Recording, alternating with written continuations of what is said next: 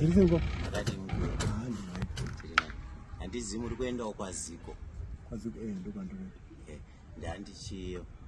Ndokwandoda kuenda mondisiya tisati pakona pasaita svika ipapa. Amarisa.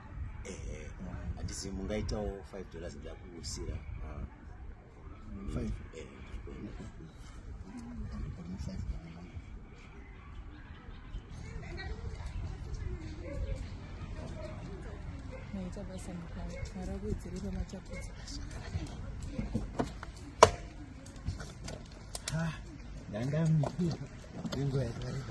Mundisei panapa.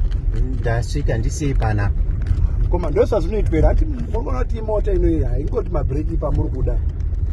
Pane change 50 cents.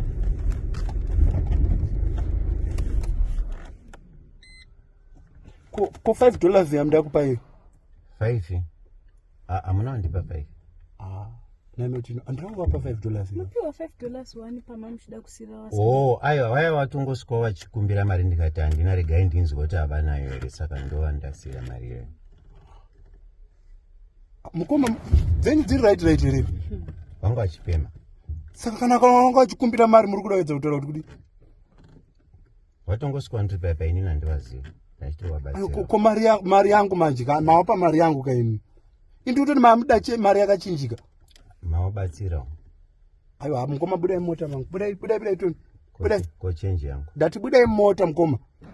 Mukoma ini zvokuramba ndichitaura nemina handidi. Ndati budai mota. Mukoma Change yangu. Change yekuti asei. Imutore ne $5 yangu. Ndanda mbona zvakadai sei. Saka $5 avana havasi pamwe chetera.